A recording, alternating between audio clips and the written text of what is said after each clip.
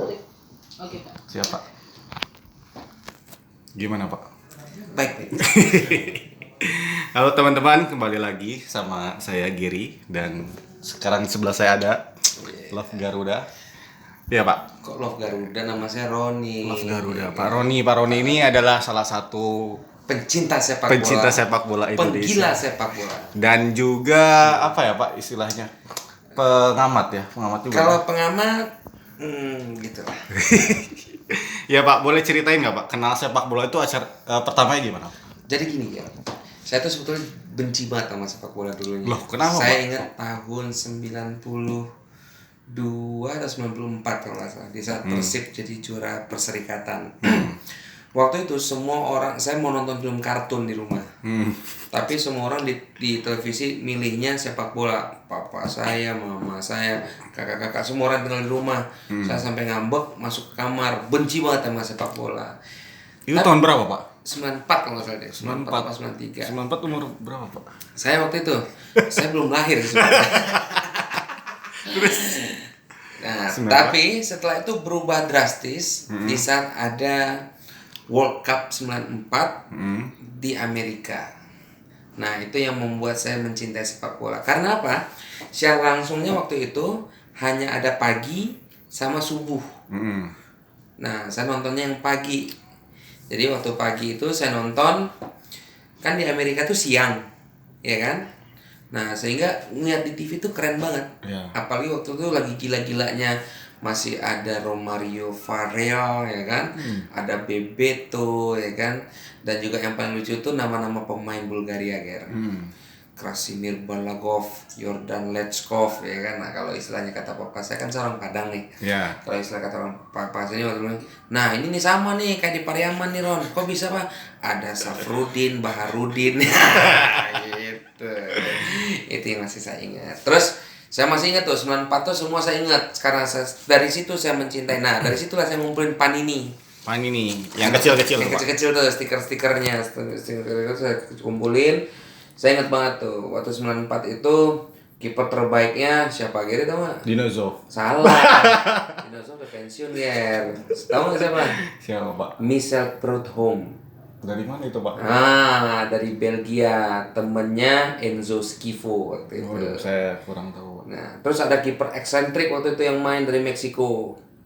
Meksiko. Higuita. Salah. Itu Kolombia. Ini Jorge Campos. Dia sebetulnya striker, tapi dia jadiin kiper. Wah, Jorge. Campos.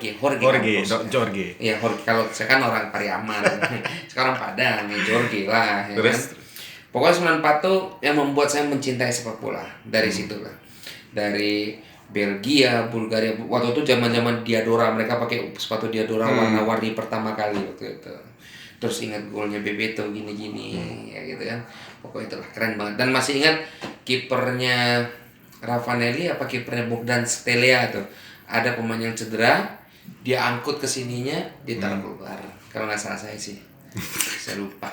Tapi kalau yang sebelumnya saya jamin itu benar keabsahan. Nah, momen itu yang bikin Pak Akhirnya setelah itu teman-teman di sekolah pada main bola terus nih. Nah, saya ikutan. Akhirnya saya mencintai. Akhirnya saya pindah. Dulu waktu itu saya nontonnya di Banyuwangi. pindah sekolah, Pak. Kan pindah orang tua pindah. Iya. Saya ikut pindah ke Surabaya. Nah, di Surabaya inilah awal karir sepak bola saya. Di saat dekat rumah itu ada sekarang namanya Bumi Moro. Pusdik AAL. Nah, itu ada klub Asyabab. Dulu di Liga Indonesia ada namanya Asyabab Salim Group. Jadi Asyabab ini salah satu klub klub anggota dari Persebaya. Kan dulu Perserikatan tuh ada klub anggota. Salah satunya Asyabab. Nah, disitulah saya berlatih pertama kali dengan pelatih yang terkenal, Sinyo Hartono. Sinyo Hartono ini salah satu pionir pemain Indonesia yang bermain di luar negeri dulu bareng si Kancil Abdul Qadir.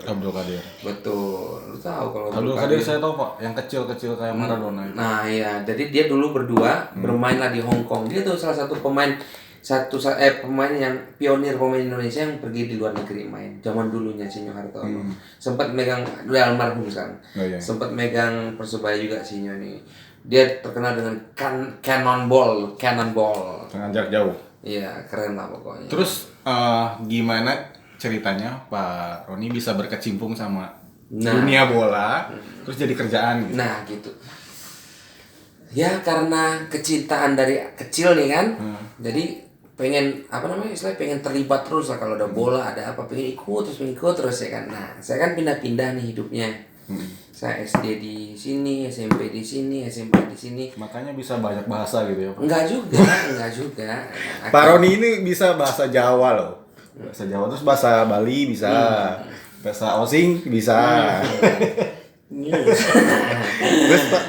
Terus saya akhirnya pindah ke Padang. Nah, di Padang ini awal karir sepak bola saya sebagai announcer. Usia berapa? Ya masih muda lah. Masih muda. Sekarang juga masih muda kok kan. Nah, jadi announcer di Liga Indonesia 2000 start dari 2002 sampai 2005 waktu itu. Saya jadi announcer. Nah, pokoknya waktu itu udah saya istilahnya stadion di Padang itu tidak menggelegar kalau nggak dengar suara saya. Enggak. Enggak, itu mah buat nyenengin hati doang gitu. Terus habis itu saya stop, ya kan? Saya stop 2010 saya diajak oleh salah satu event organizer yang ngurusin pertandingan di Padang untuk ngurusin jadi panitia waktu itu ya kan. Nah, pas jadi panitia ya udah ternyata saya jadi GC, General Coordinator. GC itu apa sih Pak? Kan banyak teman-teman yang nggak tahu GC itu apa. Nah, General Coordinator. Gimana sih ngejelasinnya tupoksinya itu apa? Tupoksi GC itu adalah orang yang paling memiliki tanggung jawab besar dalam satu pertandingan. Ada 2 kamera kayak ini. Jadi di situ adalah person penting di suatu pertandingan. Dia yang akan menyelesaikan checklist dari semua kelengkapan panitia.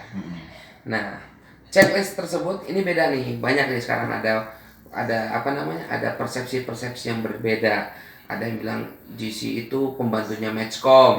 Nah, ini tangan kanannya Matchcom. Atau tangan kanannya Matchcom, beda. Sifatnya reporting. Jadi gini, ada LGC, ada GC. Di dalam suatu pertandingan, khususnya turnamen nih, ada yang namanya turnamen, ada yang namanya single match. Ya, I see. Ya, kalau turnamen yang memiliki ini kayaknya menggangguin merusak konten gitu. Bapak lagi bikin konten, Pak, aku Pak. lagi bikin. Iki Pak ning kene Pak ono ngene Pak. Bapak, Ora iki jadwal. Ulang lagi. Nggak apa-apa lah. Terus tadi Pak. Kul. Tadi Pak, nyampe mana, tutup Pak? pintu nih, Pak. Sampai mana tadi Pak? Padahal ruangan LGC, GC. Ya, oke. Ada LGC, ada GC, ada MC, ya kan. Ada MC. Itu baru jadi pembuka teasernya. Terus Nah, jadi ada pembedaannya di turnamen. Habis kayaknya. Di turnamen sama di single match. Single match. Di single match yang punya kuasa dalam reporting keseluruhan adalah Matchcom sifatnya. GC sifatnya melengkapi checklist kelengkapan panitia. Tetap reporting juga. Karena di single match itu banyak pakai LGC, tapi ini habis kayaknya.